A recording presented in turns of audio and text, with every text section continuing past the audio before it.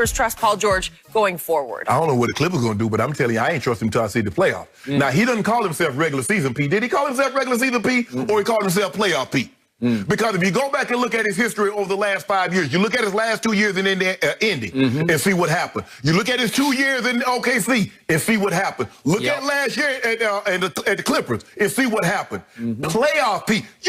Now we talking about regular season. We hyped about the regular season. You played good in the regular season last year. Your last year in OKC, Skip, he finished third in the MVP. But what did you come playoff time? Russ out there balling out of his mind, got 44, 45. Paul George showed up with either I got 5 on you, Russ. Gave him 5 points. So that's what I need to see, Skip. But the credit to the thing that I love most about sports, Skip, is it's different than most jobs. And they say you should update your resume probably every 6 months to a year, maybe every 2 years. But in pro sports and basketball, 3 or 4 times a week, you can update your resume, Skip. And so thus far this year, he's updating his resume. But I need to see this guy. The guy that I'm seeing right now through the first 6 or 7 games, I need to see that guy come playoff time. And then me and Paul George will be able to sit down and have a conversation. Now, you can be mad about the media all you want to, but we not calling you a soft ass you know what. That's your peers. So you got to convince them. You got to convince me. I ain't nobody, Skip. I ain't never put on no gym shorts and got on the NBA court. Convince those guys, because those are the guys that's talking to you sideways. They ain't never say that about KD. They don't say that about Kobe. They don't say that about Bron. They say that about you. They might not like Bron. They might not like Kobe. They might not like Shaq and all those other guys. But they don't say no soft you know what. So you convincing me, you better go convince them guys that you going up against. So, Pandemic P has become the easiest target in all of sports right now. He is subject to ridicule on the internet the way almost nobody is, because everybody's ready to pounce when he does anything wrong. See, it's playoff, as you called it, PEE, right? Okay, I know it's early. I know we're only 7 games in. But I would like to remind everyone that the Los Angeles Clippers now lead the Western Conference. It's a 5-2 record, but the reason they lead is they're tied with the Lakers and Phoenix, and they have beaten the Lakers and Phoenix. I would like to remind everyone that if you did, for whatever reason, call off the rest of the season and vote for an MVP right now, I believe it would be Paul George, because I think the numbers are sensational, what he's done. He has played unbelievably well so far, up against odds of trash talk and internet ridicule that are, they're brutal, they're devastating. And now, as he says, everywhere I turn, somebody's trash talking me on the court about you ain't you know what. Right? Okay, did he bring that upon himself? Yes, he did last year. I got it. But he continues to say, you guys had me last year because I was coming off 2 shoulder surgeries. And I started with a new running mate on a new team. And so it was a struggle to stay on the court and to figure each other out. Then they hit the bubble. And what happened to Paul George? Well, he openly admitted, and I had trouble. He was dealing with some things. I struggled. I had depression. I had anxiety. I didn't like it there. I was incredibly unhappy. I needed some counseling. And he was very open-hearted about it.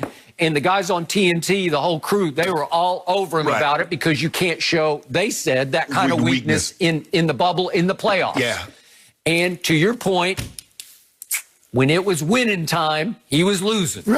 And Kawhi wasn't much better, but he was a little better. But obviously they put themselves in a power position, up 3-1 on Denver. And every night they were a 7 or 8 point favorite over the Denver Nuggets. And I keep saying they were a little higher favorite over the Nuggets than the Lakers were when they played the Nuggets.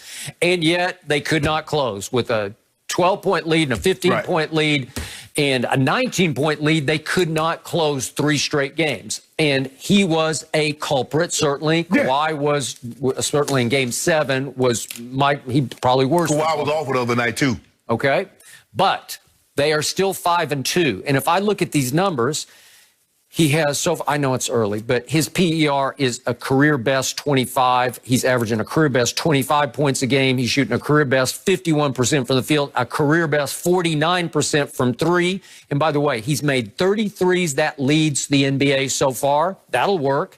Obviously, He shot you guys out of the gym on opening night, right? He was the sole reason that they won. He scored 33 on opening night and made 5 out of 8 threes. But let me ask you a question, Skip. How many games we going to have like what he had against Dallas, where he scores 15, they go 0 for 6 from the three-point line, they lose by 51? Okay. How many of those are we going to throw in there? Yeah, no Kawhi that night. But that's the time. Hold on. If you not what they call you, that's when you show up and do dirt. But you as he do said, your work. They had done their work because they had beaten the Lakers and they went to Denver and they throttled Denver on its home court. What I tell you. And by the way, Kawhi got hurt in that game, as you know, late. There was maybe 6 minutes left, and Paul George took them home.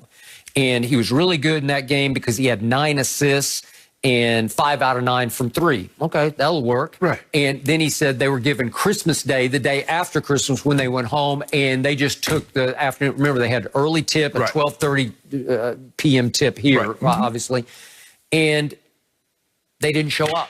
Okay, I'm going to give him that one because he's been so extraordinary. He came back against Portland, had 23, 10, and 7. And then at Phoenix the other night, he scored 39 and also had 2 steals and a block because he can defend at a high level. Yeah, Skip, Skip, in all your years of covering, you know how this works. Pro sports is predatory behavior. It is. We find the weak link. Yep. We find the weak link on who we believe is weak. Yep. Even in the All-Star game, what they say? We going at James Harden because we believe he's weak on the defensive end. Well, we going at Luka Doncic. What did Kyle Kuzma say? That's predatory behavior. We pass the ball to whoever Luka was You find the weak covering. link, Paul George. They believe you weak because, look, I'm not saying you weak, but that's the way it's been. That's what the players in the NBA, that's how they perceive you for opening up and being honest about what you were dealing with. Now, he seems to be in a good headspace. He got engaged this summer. He did. He seems to be very, very happy with where he is right now, and I'm happy for him. But all this regular season doesn't mean anything.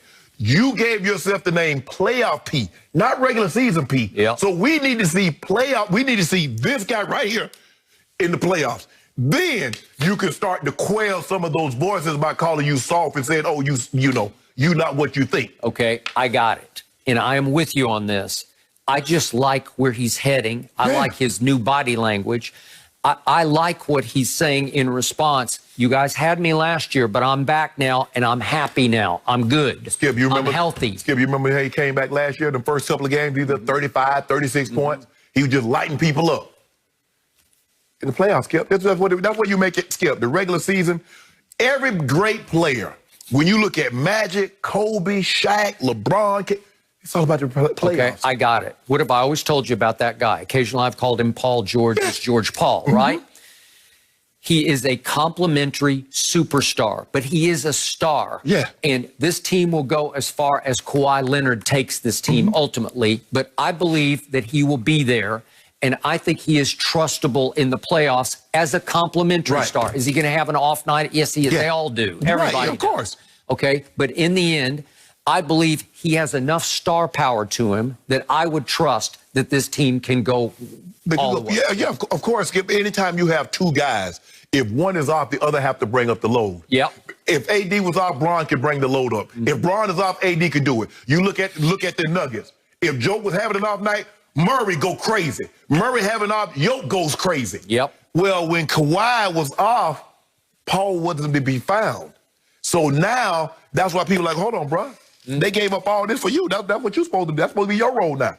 It's like the lead actor goes down. This is your time. I've been waiting for this moment. This is my time. Action. Okay. He forgot his lines. You know what? This is his time. This year is his time because he is a laughing stock right now. Absolutely. He's an internet laughing stock. So let's see if he can respond, and so far, so great. Yeah, Paul, Paul to you up there telling him, watch your mouth. He told Devin Booker, watch your mouth. Booker said, man, shut up. Well, he told Chris Paul, I think he said something worse to Chris Paul. And Chris Paul backs down to nobody. Paul they got his hair braided. Now, Paul, he was palm down. Paul say, look at bro. Y'all see what's on this dome? Y'all better back up. Get out of here. All I care is just play. Just but play. we coming. And we got a long way to go before the playoffs. So he's got some time, but he said he heard you guys. He heard the critics. All right, I got a question for you. Would you rather coach Justin Herbert or Trevor Lawrence? A lot of coaching candidates are asking themselves that very question, and we've got the answer next.